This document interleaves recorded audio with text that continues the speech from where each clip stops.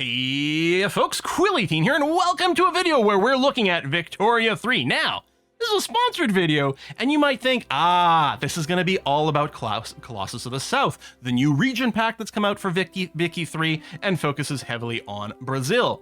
No, we're not talking about that at all. Yes, there'll be a link down in doobly-doo, and yeah, I'm sure Paradox would love it if you went and checked that out and maybe purchased it as well. But we're going to be talking about the free 1.5 patch, which is so freaking transformative. In my mind, it feels like Vicky 3 is getting the Stellaris treatment, where Paradox is absolutely willing to take a massive hatchet to the game and constantly reinvent a lot of the mechanics to continuously make the game better, with the point of view of like, nothing is sacred. We can make these big sweeping changes because it's going to be better in the long run. And the thing is, Vicky 3 was great at release and has improved so much with every patch. Just like, again, with the example of Stellaris. Like, if you compare Stellaris now to release, you could hardly think it's the same game, which is a beautiful thing. And I love that Vicky is getting like the aggressive update treatment, because it means each one of these major patches is so freaking exciting. Now, there are, hopefully I will remember to link everything down below. So again, there should be a link, hopefully down below, to the Colossus of the South region pack, which again, mostly focuses on Brazil over here. But also, I'm going to try to remember to link the Dev Diaries that talk about the changes with 1.5. 1.5 has been out in beta for a little while. I'm still on a beta patch over here, so some things may be different between what we're seeing on my screen now versus what finally releases at 1.5. Some of the things I've got here may be broken, etc., etc., etc. So standard disclaimers apply over there. But these Dev Diaries are huge. The number of changes are massive. A lot of them have to do with the military. The military is the one that I would say is the most like a hatchet has been brought to the system, and it has been radically redesigned almost from the ground up. But I'm going to focus on the economic aspects of 1.5 instead, because that's the stuff that really gets me hyped and excited. And with that, I've been revisiting Canada. Our very first Let's Play of Vicky 3 was as Canada, and I've really wanted to revisit that, which is one of the things I was really happy about when Paradox approached me about this video. They're like, yeah, it's Colossus of the South, and again, all about Brazil, which is an awesome country to play as Vicky 3. But they said, everyone's going to be playing as Brazil. Don't play as Brazil, play as something else. Let's shake things up. So I'm like, perfect. I really want to revisit Canada. Once again, I've loaded up the HBC over here, the Hudson Bay Company, which is one of the nations that can form Canada fairly easily in here. It is probably one of the three that you'd want to play as. There is Lower Canada, which is Quebec and starts with a Franco-Canadian culture. Upper Canada, which is Ontario and has an Anglo-Canadian culture. And then the HBC, which is a evil corporation and therefore has its own fun and unique ways to play. I gotta say, Upper Canada probably starts with the, of these three choices, starts with a really good set of laws and a very powerful economy. HBC starts with, in many ways, quite problematic laws. For example, we start with autocracy, right? We've got our hereditary bureaucrats. These are things that are generally not appealing in the long run. But on the flip side, it is, of those three, the only one that starts the colonization law, which, yes, is problematic in its own way, but we're not going to go there. In terms of gameplay, it is very useful to have, because one of the things is, if we do want to form Canada over here, nation forming, we do need to have a bunch of sections, including we do need to have all of Manitoba, all of Saskatchewan, all of Alberta. Well, we need 8 of these, but we're probably gonna need those, which means we need colonization to be going on, which does make it a little easier as the Hudson Bay Company. On the other hand, economically, we might be in a somewhat more difficult spot, especially if we don't pay attention to the changes that have come up in the 1.5 expansion, or free patch. One thing I will note is we haven't actually done a Vicky video in a while, so I might refer to some things as being quote-unquote new, where in fact they're not actually new to 1.5, they may just be new to us on the channel, but generally I'm going to be sticking with all the exciting things I'm reading in those Dev Diaries. And again, check the link down below for A, Colossus of the South, B, I'll link the Dev Diaries to talk about the changes in 1.5, because there's so much, especially the military changes. Again, it works, it feels like it works in a completely new way, and I haven't fully explored it yet because I've been playing a fairly pacifistic run as Canada in my test games. But one of the big things, one of the massive changes with 1.5 is the importance now of local prices and how they differ from the market. For example, actually, right away we've seen an example here in Hudson Bay, Ontario. The market price for services is about 32 bucks. but the local price for services here in Ontario is 52. Very expensive. Now, we're going to see a few goods where those differ, right? And but most of them won't differ as much. Like meat prices, it's going to be 45 locally versus 44 there. Bit of a difference in ceramics, and we can see little prices that change here and there. Services are always going to have a fairly dramatic price difference. And the reason is services, electricity, and transportation are now always local. They actually never use the global market, which makes perfect sense. Why would building a railroad here in Ontario provide me with transportation for my businesses in British Columbia? It absolutely makes zero sense whatsoever, and now it is local here. It's going to make the game harder. It's going to make the game trickier. You definitely have to pay attention to this. But a lot of people have always talked about how it's like kind of funny that electricity could be teleported from one continent to another. Well, none of that anymore. Electricity is completely local. Services are completely local. Transportation is completely local. But ignoring that, the other goods also have that that going on. Now, in a particular province, you can actually visit, there's a stat here, market access price impact. This is the maximum amount of price modification that comes from sort of global market versus the local market. So depending on what this number is, the local prices may be closer or further apart from the global price. And therefore you might need to, let's say you're specifically looking for groceries here, right?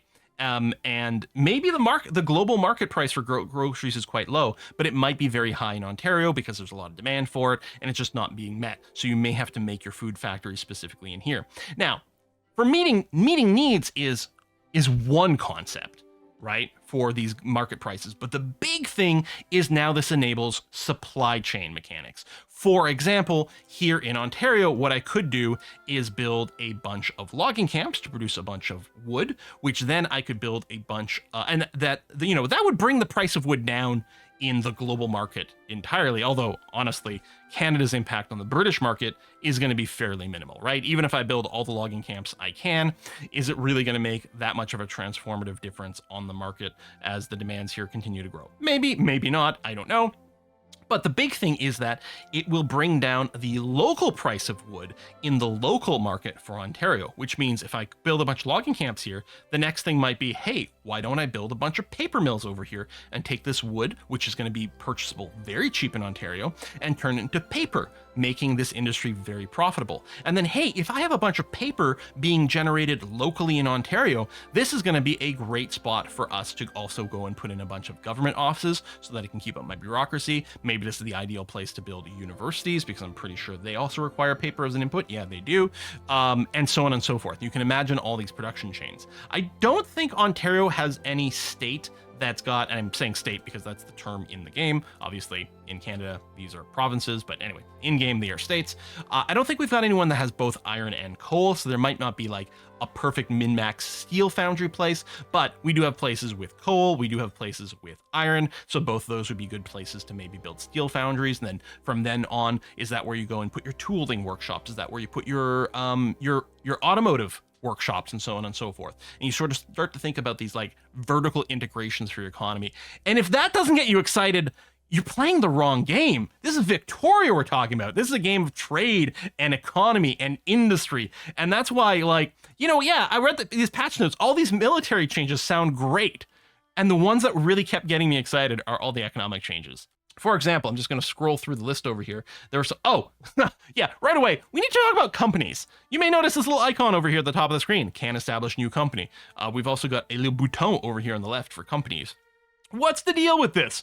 Well, you can establish companies. Let's start over here in Canuckia. We've got one company available, but via technologies and I believe laws as well. I think if I were to go, not trade policy, economy, if we went to laissez-faire, yeah, see, there we go, +1 max number of companies, for example. So there's ways to be able to unlock more and more companies. And what these operate as is, you can think of them as mini quests. You can think of them as ways to min-max your economy in a certain direction. You can think of them as, I don't know, I like them. I just think of them as buttons I get to hit from time to time. And if you watch my channel, how much I love to do that, right? If there's a button that lets me form a new nation, I'm going to be hitting that. If there's, decisions I can take. Even if it's like, oh, I can build a Suez Canal. I'm going to be pushing that button every time because that's where I have fun. Well, here we get the same sort of thing. So these companies, there are a lot of them that exist. So you can see here, I have 25 potential companies available here in the Hudson Bay Company.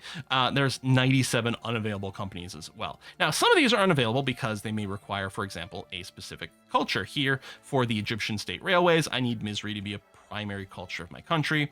The Mizr Spinning and Weaving Company requires me to have interest in the Nile. So you've got these location-based companies, and right now they're unavailable to me because I'm not in those locations and I don't have the right cultures. And then we've got these other potential companies over here. Now, some of these are also location-based. For example, if I wanted to found, as the Hudson Bay Company, which feels like I really should, right?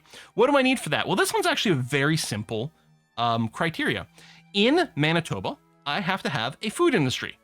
And if that's present, then I can go and hit this button and establish a Hudson Bay Company.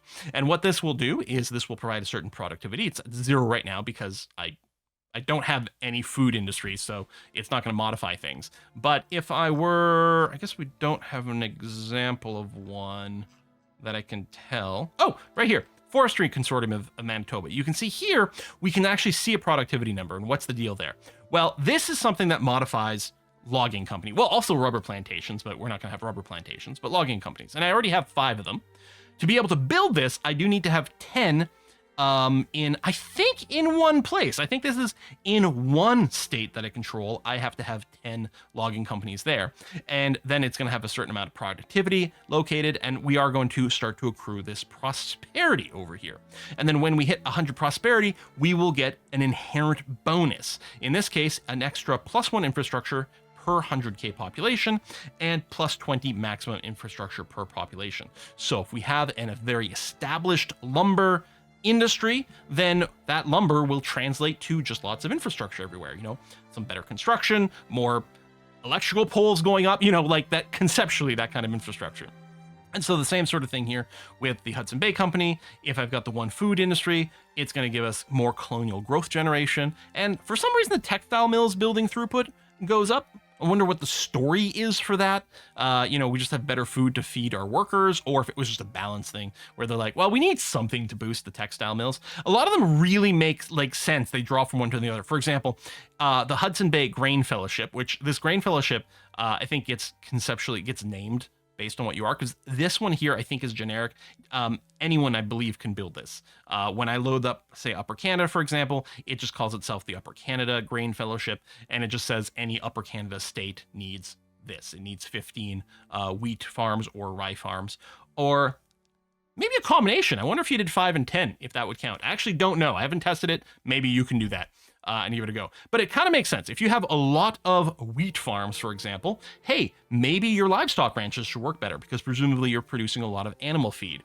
So we get this kind of great kind of vibe. And you can build an agricultural focused nation by stacking these various combos together. Or if you're just a big enough nation, you're going to have a lot of these companies just operating even without being completely min-max in a particular way. You can see here the United Manitoba Agricultural Producers, same sort of vibe. We need millet farms, rice farms, or maize farms, and then we get livestock ranch production. Fabrics here. So what is this one here? This is, cotton and livestock. Then we produce better textile mills, right? We got our leather, we got our cotton. That makes a lot of sense. So I love this idea. I love hitting these buttons. These are great. Sometimes you're just going to think of them as fun little bonuses. I happen to build a bunch of stuff. Oh, look, I can push this button for a company. But it can also give you specific targets and guidance for you to go to. For example, I would probably here, especially since, it's got my name on it, I would actually probably prioritize this Hudson Bay Company. It's only a single food industry, which is not hard to build. Right now, we already established grocery prices are quite high. So building a food industry would help bring that down, make our population happier.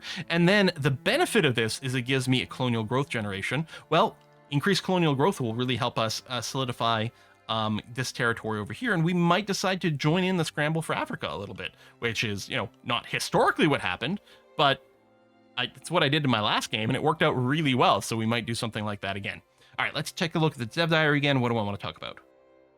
Oh, unique approval-activated traits for interest groups in several countries. What does this mean? Well, I don't know if there's going to be a good example here or not, But if we go and look at our politics and we take a look at our government over here, and we look at the traits that are given by particular interest groups, right? The Anglican Church here, we've got our pious fiction, we're divine right, and we've got our work ethic. Well, apparently, in some places, and I don't know what Dev Diary is, it's not 95, it's one of the others that goes into it and talks about this a little bit more in depth. In some of the places, like if your group is a Confucianist group, or I think some of them, not ours, I guess not the Anglican Church, maybe the Catholic Church has one that's be fruitful and multiply, which increases your birth rates, right?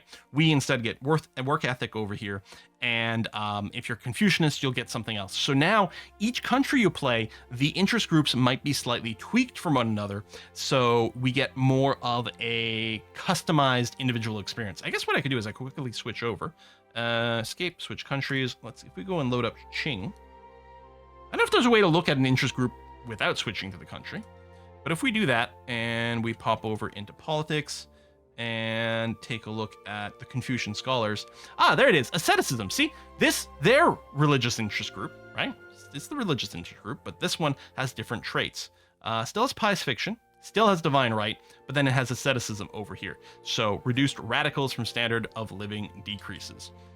So you're going to have a very different vibe. Well, depending on what countries you're comparing, it might be a small vibe change or it might be a considerable vibe change. You're going to want to take a look at the interest group of whatever country you happen to be playing and see how that's going to affect into your gameplay, which I think is a great way to help differentiate them. Yeah, I'm just scrolling through like all the changes to Warfare, so many of them. Oh, new buildings. Yes, this was something else that was very exciting. So we have a few new buildings and they are mostly there, as far as I can tell, to serve the purpose of being able to better split certain production lines. For example, one of the issues I have seen before is if we take a look at a wheat farm, I think this was an example, is some of the secondary productions over here, I think as a secondary production, you can have vineyards, and this is how you would produce wine, but it meant that your maximum amount of wine you could produce was very much linked to how many wheat farms you had and vice versa and things like that. Now, vineyards are a standalone building to produce that. And perhaps more importantly is chemical factories, chemical plants no longer produce explosives. Instead, now there's a standalone explosives industry. So you can split your fertilizer production from your explosive production. There's also been a bunch of tweaks to, there's a few other things. Oh, shipyards are split into two separate buildings for civilian military type ships. Again, I think that's a very important change. Livestock ranches produce meat and fertilizers based production methods. Fabric is now a secondary production method. So all these little changes to your factories, your buildings, so you're going to want to take a look at each one of these and see how they've changed. But the fact that these buildings have been split up, I think solves some very long-term difficulties that we've had to deal with in the past with trying to have our production numbers match up and balance out, right? I think especially the chemical factories, those are the ones I always had a really big problem with. I can't remember which was it. I think like you'd build enough to be able to try to bring your explosives down to like not be like maximum gold cost, and as a result I think the fertilizer cost went back basically down to like a single copper, or maybe it was the other way around, or maybe I'm getting confused with another building. But I did feel that that was one of the issues we had to deal with in the past, and so it's really nice to have that all separated out, and I think that's great. Oh yeah, I see the note now. Removed vineyard production method from wheat and maize farms. Yeah, I think I was playing as Italy once, and I really had a lot of that problem with the wine demand. I mean, go figure, right? But that does make a lot of sense. There's a huge section. I'm still just looking at Dev Diary 95 now. And there's 5 of them that talk about patch 1.5 and the Colossus of the South, and I'm still just looking at the first ones for the changes. There's a massive balance section. Like costs have been retweaked for just about everything. There's also a massive change to the AI section that is very exciting. Performance, a bunch of UI changes. Message settings and things like that. And of course, your standard, we've added a bunch of new modability features for people to make mods and a bunch of bug fixes and so on and so forth. Switching over to Dev Diary 96, we get a massive talk about pathlining. Even the way that units move around the map has been completely redesigned. Like the military game is going to be a whole other thing, and it's well beyond my ability to look at now, because I'm going to have to like dedicate some like heavy military campaigns to properly understand them. But reading through all those Dev Diaries did get me very excited. But yeah, again, mostly I was focused on the economic side, the building changes, the new companies, which are fantastic. Really hyped about that. Oh yes, I don't think I talked about it yet. The population growth charts. have been changed. The formulas that determine how population grows has been rewritten to hopefully give it a more realistic and more fun way of modeling the population growth, both birth rates and death rates, and how they are affected by the what is this called? Standard living. I'll say something about strata, but population strata, yes, population strata, but specifically their standard of living and how that affects the growth rates has been heavily rewritten. So you are going to see different population curves in different countries. Pollution. That was the other thing. Pollution is now a concept that's in there. Well, there's a whole section. This is in Dev Diary 97. There's a heading that is food, pollution, and population growth. One of the things is the balance of grain, because food production and the availability of grain is an incredibly important topic historically. And I think the argument was that grain may have been a little too easy to come by, not important enough, and now so the importance of grain has been amplified, which should be great. Again, the more tweaks we can do the economy to make goods important are something that I really, really look forward to seeing. And then, yeah, this is also going to tie in heavily into growth rates, but also pollution. So pollution is generated by certain industry. Specifically, this pollution is generated by your building's production methods to various degrees. Higher tech production methods often increase production, but not always. For example, electric railways have much lower impact than steam engines, though that electricity has to come from somewhere, and power plants do output quite a lot of pollution. So we will actually see that as a value on some of our buildings. We will see that as a value that shows up on our states over here as these values get kind of dire enough. Right now, at this stage in the game, we're really not going to see much of that at all. Yeah, because it would show up over here as generated pollution, but I think we're just way too low tech for any of this to be noticeable at this point. I was just hoping that maybe I would get lucky enough to pick up a tooltip that would talk about it, but probably not with the logging camps. I wonder what some of our mining, if there would already be an entry for that. Oh, not here, because I don't even have the building built yet, so it doesn't show up properly. That is a shame. But there are screenshots in the Dev Diary. Again, this is Dev Diary 97, talks about the pollution generation. I'm really excited to see what the late game of that looks like. Some of the values that they're showing in that Dev Diary, these numbers they're going to be important and not something that you can ignore in the long run. Then there are all what they're calling narrative changes, lots of the ways some of the events flow and decisions flow. There's a whole section in Dev Diaries about the Paris Commune and the Red Scare that can happen. I really haven't played in a country where that's come up yet, which does make me think, maybe I should do an American run. Maybe I should do a French run, because then I would get to experience that.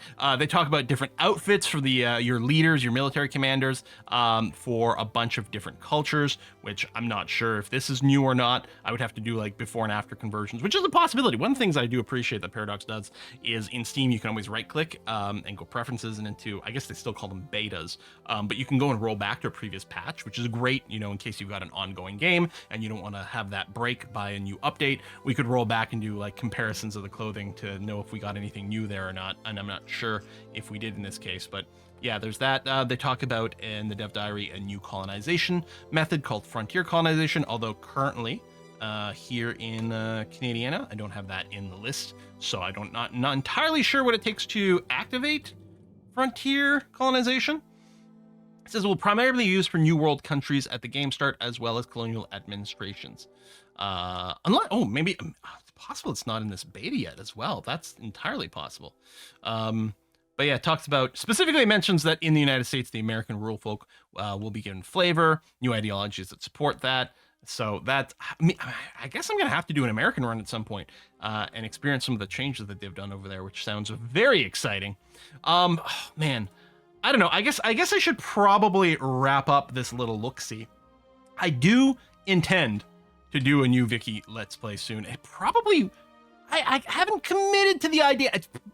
Probably I want to revisit Canada again, because I really enjoyed our first run of this game, Vicky 3, pre-release as Canada. I enjoyed so much, and I kind of want to revisit again and see what the new economic model is. I've been playing for several hours today. I've done a few runs as Canada, both Hudson Bay Company and Upper Canada, and the new economy system is actually quite tricky. It's much more complex and harder to just crack, right, and solve, which I love, because One of my favorite things, the reason I like to play simulation and strategy games is because in a lot of ways, the game mechanics feel like a puzzle to solve that you're trying to beat and figure out and how to optimize around. And I'm just so hyped to get back into it. So hopefully we'll be doing that again soon. But for now, we're gonna wrap up this episode. Again, thank you very much to Paradox for sponsoring this video. And again, please check the description box down below for the link where you can get the new regional flavor pack, the Colossus of the South, which again, heavily focused on Brazil, but also you can check out the Dev Diaries, which I'll link down below with information about what the 1.5 patch is coming. The 1.5 patch is already available. Well, I don't know when this video is going to go live. Maybe 1.5 is literally live when this video goes live, but even if it's not officially released, it is available as an open beta right now. It's actually been running as an open beta for, I don't know, I want to say at least a month, but honestly, it might be even longer than that. Yeah, I think, yeah, Open Beta 1.5, the first Dev Diary for it, Dev Diary 95, went up August 31st, which means the 1.5 beta has been in open beta for 2 months and has gone through multiple iterations of changes. And so even if 1.5 isn't officially released yet, you can go ahead and take a look there. Such a massive change, such a huge transformation. I'm really, really impressed by it. All I've heard is really good things about 1.5. This has been my first time properly diving into it myself, and I've just been just really, really into the changes. And yeah, I've only got about 200 hours into Victoria 3. This is a Paradox game we're talking about. 200 hours is like, have I even finished the tutorial? Well, actually, when we're talking about Vicky, it was, considering the complexity of the economic systems, it was surprisingly easy to get into. It's got that nice sort of quasi-tutorial that you can do at the beginning. Yeah, I mean, especially when we're comparing Vicky 3 to Vicky 2, the ease at which you can get into Vicky 3 is great. But yeah, there's still that joke that, like, right, the first 1,000 hours of Paradox game is your tutorial, and then you get to start the real game. You know, you compare it to like other AAA titles where like, oh my God, you guys, I got 45 hours of gameplay out of this. Really? Oh, that's great value for money. Could you imagine? So yeah, 200 hours. I still have not, I feel like I haven't even scratched the surface of Vicky 3, especially compared to EU4. And EU4 really wasn't my first Paradox ran strategy game, but it was the first one I truly sunk my teeth into and really got properly addicted to it. And I always say that EU4 is the king of all the Paradox ran strategy games, but I think I would be lying to myself if I didn't admit that if I had played Vicky 3 first, I would consider Vicky 3 to be the creme de la creme of the Paradox Grand Strategy games. I think it's such a fantastic game. I love sincerely the amount of love that they're giving to the game post-release with these patches, and again, not being shy about absolutely taking a hatchet to some of the mechanics. Again, I feel bad that I haven't properly talked about the military changes in this, but there was just so much, and I haven't been able to properly explore them all. But they are huge, which is great because arguably, while the part that interests me the most about Victoria 3 is the economy, I would say that perhaps arguably the part that people found the weakest about Victoria 3 was the military side of things. And Paradox seems to have been like, okay, let's see what we can do about that by changing virtually every part of it. You know, the naval stuff as well, right? I keep just opening up this military screen, but the way the naval mechanics have changed and naval invasions and so many different things is completely different. Again, read the Dev Diaries, jump into the beta, and I'll see you next time for whatever Victoria 3 might bring us. Again, still very much thinking another Canada run. Is that crazy? Or is it just crazy enough? Bye-bye.